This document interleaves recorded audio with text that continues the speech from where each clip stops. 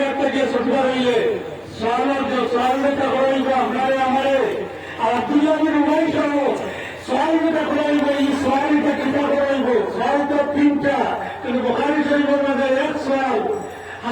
এক সোয়াল আল্লাহ রাসূল সাল্লাল্লাহু আলাইহি ওয়াসাল্লাম সম্বন্ধে সোয়ালের ব্যাপারে আনছেন। তো আল্লাহ রাসূল সাল্লাল্লাহু আলাইহি ওয়াসাল্লাম ফরমাইছেন, কবর মাইয়িত রাখার বাদে জিন্দা হওয়ার সময় আই যাইবা গিয়া আমার বাদে এই মাইয়িতরে জিন্দা করিয়া তারে সোয়াল করাইব।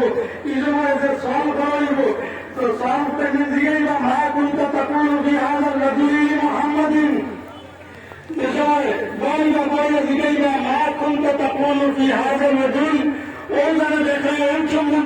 তুমি কিতাব হইতায় আমার পৌঁছাই এখন কেন নাই?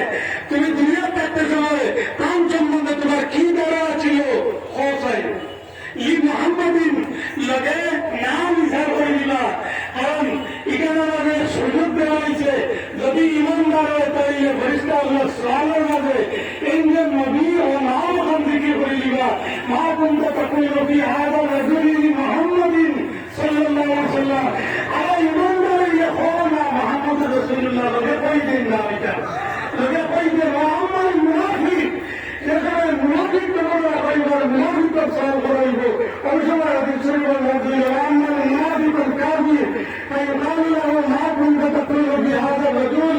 কাম সম্বন্ধে তুমি দুনিয়ার কাছে সময় কিতাব হইতে নাম নবীজির লয়িত নয়, মুনাফিকরা জিগাইতে নাম লয়িত নয়, ইমানদাররা জিগাইতে নয় জিগাইবা মা কুনতা তাকুলু ফি হাযাল রাজুলি মুহাম্মাদিন সাল্লাল্লাহু আলাইহি ওয়াসাল্লাম। আর ইমানদার সোয়ালের লোকে নাম মিলাই গেছে, খুশি হইলে কইব আমার নবী মুহাম্মদুর রাসূলুল্লাহ সাল্লাল্লাহু আলাইহি ওয়াসাল্লাম। আর কবরের কাজ শুরু লাগিয়া খান ইজ্জতে আমি বাতাই দেওয়া লাগবো, খান সম্মান স্বীকার করা লাগবো। জনাবে মুহাম্মদুর রাসূলুল্লাহ সাল্লাল্লাহু আলাইহি ওয়াসাল্লাম।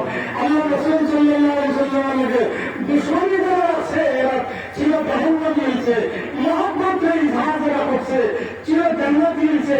আল্লাহ নবীর খিদমত আতিল মালিকে কইতা বাইনামা আনা নবী সাল্লাল্লাহু আলাইহি ওয়াসাল্লাম খারিজান মিনাল মসজিদ ফালাকিয়া রাজুলুন ইনদা সুদ্দাতিন।